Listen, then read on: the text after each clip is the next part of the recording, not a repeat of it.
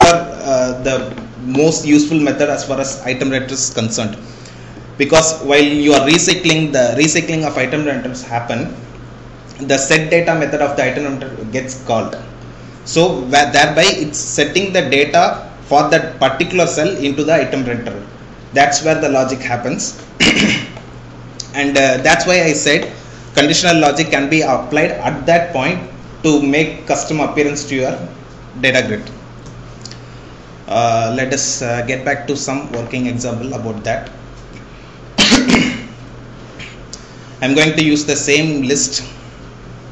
Now let us make a data grid instead of list, but I'm going to use the same data source as the data provider for the grid.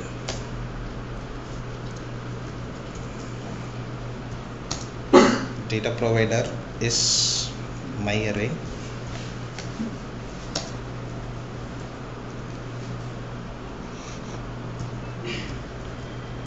See, I have 3 properties in my data source, so I'm going to create 3 columns.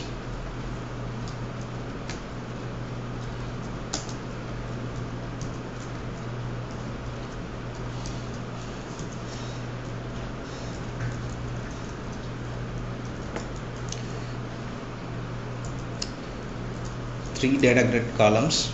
The first data grid column has a data field property, which means which property of that object needs to be assigned with this column. So I'm going to give the first property name,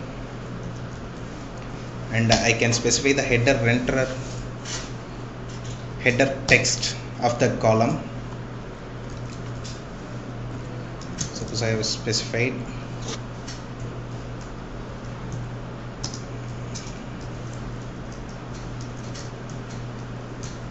my last column name is game, and my last column data field is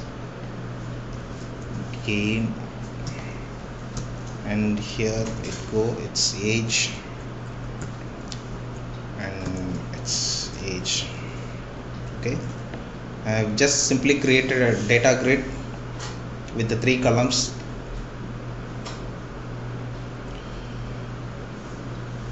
As you can see, a data grid displaying 6 rows of data according to your data source.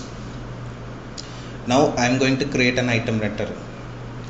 For that, you can keep an item renter. We'll instead of going for an inline item renter, we'll go with a separate file in order to see the set data methods implementation. So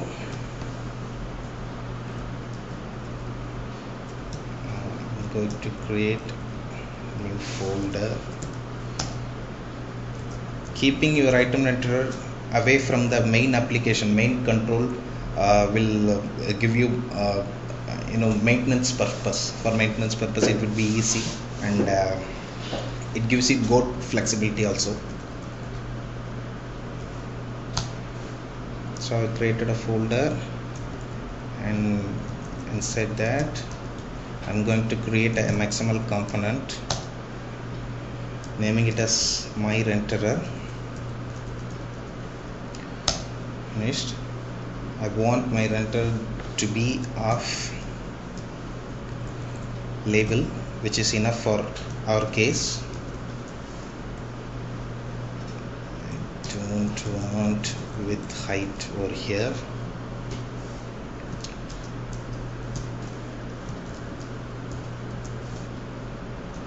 And inside that, as I said already, almost all the controls in Flex has implemented iData renterer interface, so you can use any control as a item renterer for your list based control.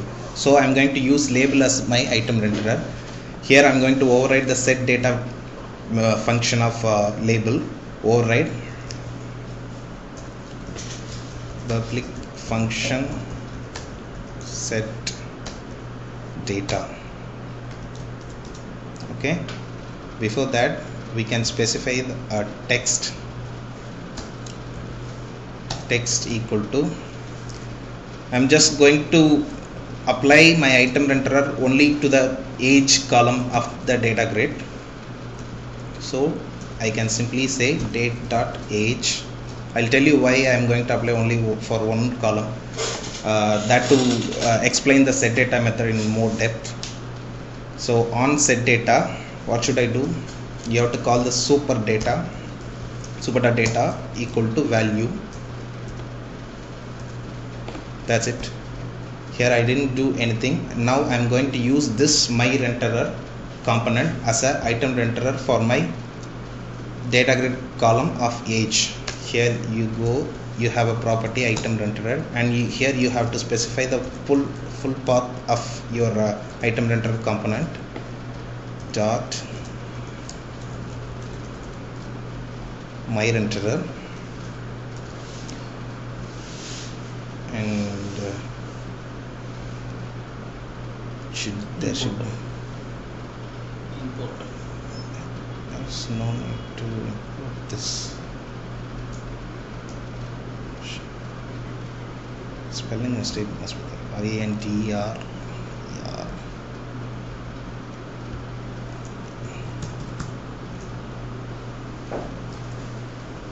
Yes, it is not my renderer. I have render.